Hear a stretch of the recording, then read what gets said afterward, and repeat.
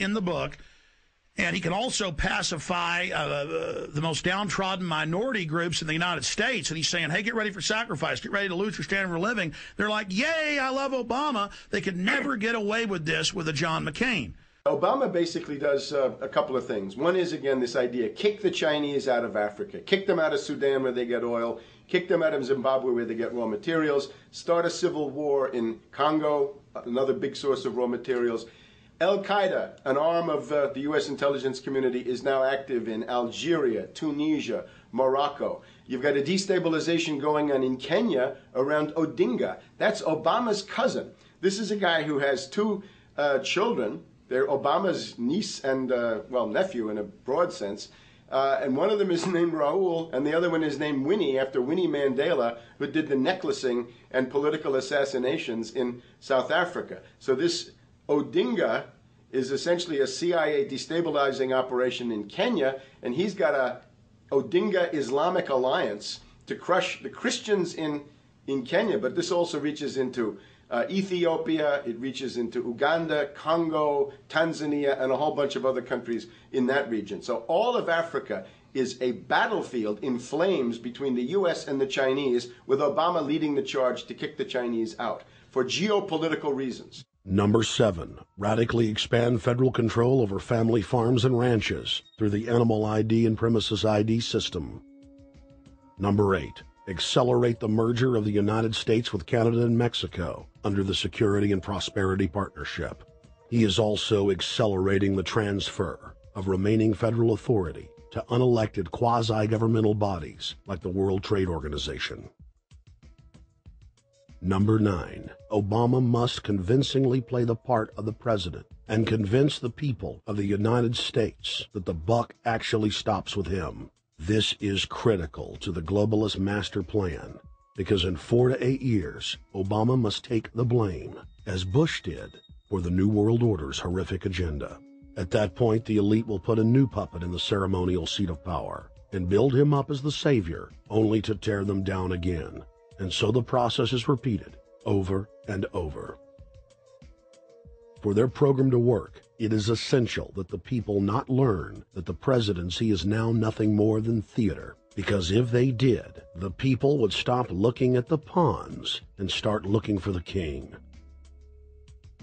Through this system of deceit, the elite's criminal agenda can continue forever, because the people waste all of their political energy debating the media spectacle instead of investigating the globalist agenda. Number 10, it's Obama's job to sell the public on globalist policies that aren't in the people's best interest. But the overlords have many salesmen. His most important function is to protect the criminal oligarchs from prosecution while they loot the economy worldwide, start new wars, and engage in torture.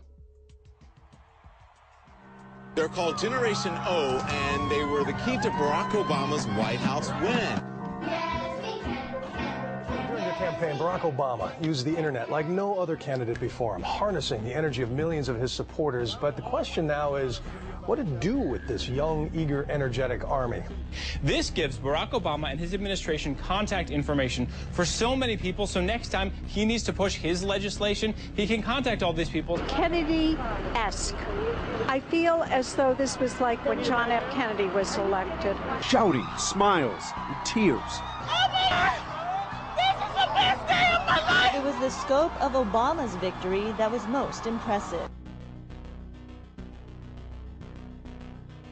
I saw a photograph of Obama playing basketball, and I said, you know what? I see him as a leader, and that's the world that's in his hands. Own a piece of history, commemorating the day the world changed forever. His confident smile and kind eyes are an inspiration to us all. In summation, Barack Obama is a Madison Avenue created fad. All of the crazed Obama worship, being pushed by the corporate media, is scientifically designed to capture the public in a net of peer pressure mass euphoria. If the New World Order can just distract the public for a few more years, the elite can finish constructing their police state control grid. Now, a lot of times, we don't want to know the issue. Right. We don't want to know the issue. We feel, what do you call this thing where you get this false sense of gratification, but because a black man is in office, everything's going to be all right. No, everything's not going to be all right. Yeah. Until you look into the agenda on what the Democratic Party has been about, is about, and will be about, regardless if Barack Obama is the president or not. And that's real. Barack Obama is the perfect Trojan horse.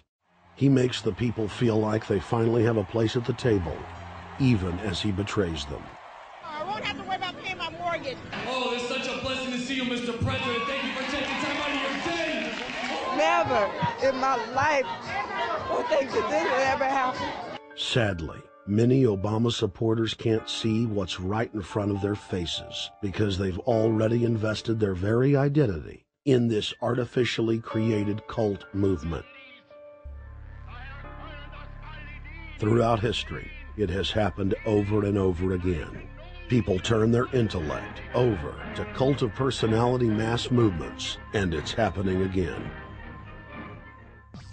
The evidence presented in this film is documented fact, and those that ignore what history has taught us do so at the peril of us all.